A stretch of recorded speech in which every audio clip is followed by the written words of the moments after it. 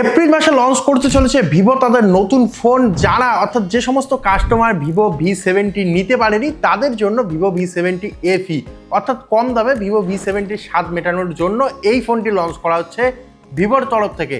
এই ফোনটির মধ্যে অনেক কিছু ফিচার্স এমন দিয়েছে যেগুলো কিন্তু প্রাইস পয়েন্ট হিসেবে অনেকটাই হাই, এবং এমন কিছু ফিচার্স দিয়েছে যেগুলো প্রাইস পয়েন্ট হিসেবে অনেকটাই লো কোয়ালিটির। যেমন আমরা প্রত্যেকেই জানি ভিভো সবসময় কিন্তু প্রসেসরের মধ্যে ঘাটতি করে। দেখবো এই মোবাইলটির মধ্যে কি কি দিয়েছে। তো সবার প্রথমে আসবো ডিজাইনে। মোবাইলটিকে 76.20 mm চওড়া করেছে, তার সঙ্গে সঙ্গে 7.59 mm পাতলা করেছে, এবং তার সঙ্গে সঙ্গে 163.70 mm লম্বা করেছে।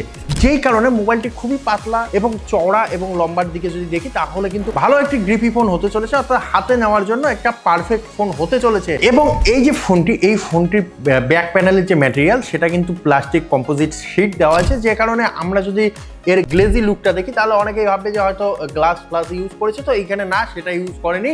এইখানে প্লাস্টিক কম্পোজিট শিট ইউজ করা হয়েছে, এবং তার সঙ্গে সঙ্গে যে ফ্রেম দেওয়া হয়েছে সেটাও কিন্তু প্লাস্টিক ম্যাটেরিয়ালের তৈরি। ওয়েট কিন্তু কালার হিসেবে রাখা হয়েছে, অর্থাৎ এখানে তিনটি কালারের কথা বলা হচ্ছে, তিনটির জন্য আলাদা আলাদা ওয়েট, অর্থাৎ দুইটির জন্য একই ওয়েট রাখা হয়েছে, অর্থাৎ সিলভার এবং ব্লুর জন্য 200 গ্রাম ওয়েট রাখা হয়েছে, এবং তার সঙ্গে সঙ্গে লাইট পার্পলের জন্য 202 গ্রাম ওয়েট রাখা হয়েছে। এইবার আছে সব থেকে খারাপ জিনিস যেটা, অর্থাৎ 30-35 হাজার টাকার মধ্যে এইখানে মিডিয়াটেক ডায়মন্ডসিটি 7360 টার্বো প্রসেসর দেওয়া আছে।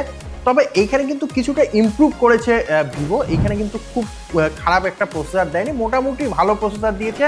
তবে প্রাইস পয়েন্ট হিসেবে আরো হাই করা উচিত ছিল। তো এখানে 7360 টার্বো দেওয়া হয়েছে, এবং যেটা একটা 4nm প্রসেসর। তার সঙ্গে সঙ্গে এইখানে দুইটি র্যাম ভেরিয়েন্ট এবং একটি মাত্র স্টোরেজ ভেরিয়েন্ট দেওয়া আছে।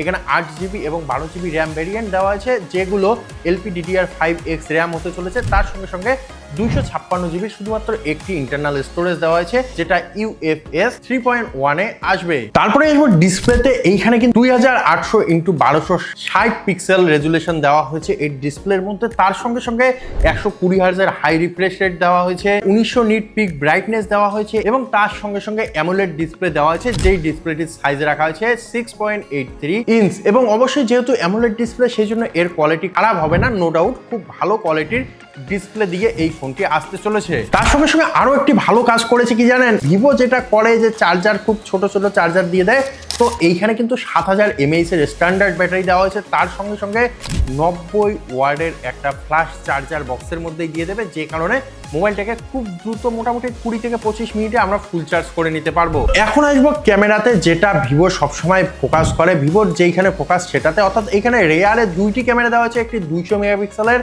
এবং তার সঙ্গে সঙ্গে একটি 8 মেগাপিক্সেলের আলট্রা ওয়াইড সেন্সার দেওয়া আছে। এবং এখানে কিন্তু 30x পর্যন্ত তোমরা ক্লিয়ার জুম করতে পারবে, এবং তার সঙ্গে সঙ্গে 4K ভিডিও রেকর্ডিং করতে পারবে।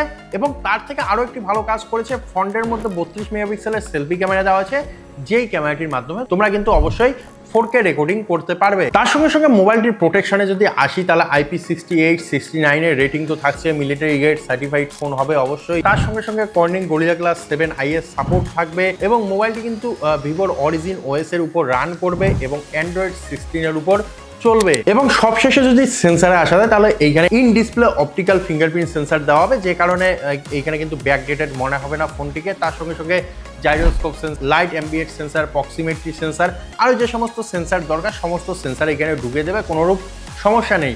মোবাইলটি আসবে 30 থেকে 35 হাজার টাকার মধ্যে, এবং লঞ্চ হওয়ার যে ডেট, সেই ডেট কিন্তু এখন পর্যন্ত রিভিল করেনি। তবে পরের মাসে অর্থাৎ এপ্রিল মাসের ফার্স্ট উইকে এই ফোনটি লঞ্চ হওয়ার চান্স রয়েছে। তোমরা যারা যারা একটি ভালো ফোন খুঁজছো, ভিভোর ফোন খুঁজছো, ভিভো V70 খুঁজছো, তাদের জন্য বলবো যদি বাজেট কম থাকে তাহলে ভিভো V70 FE মার্কেটে আসছে। এর যে ফুল রিভিউ এবং আনবক্সিং আমরা সেটা করব, এবং সেটা দেখার জন্য আমাদের চ্যানেলটিকে সাবস্ক্রাইব করে রাখতে হবে, এবং অবশ্যই ভিডিওটি ভালো লাগলে বন্ধু বান্ধবের সঙ্গে শেয়ার করতে হবে। তো আজকের ভিডিওতে এতটুকুই, দেখা হবে নেক্সট ভিডিওতে। জয় হিন্দ।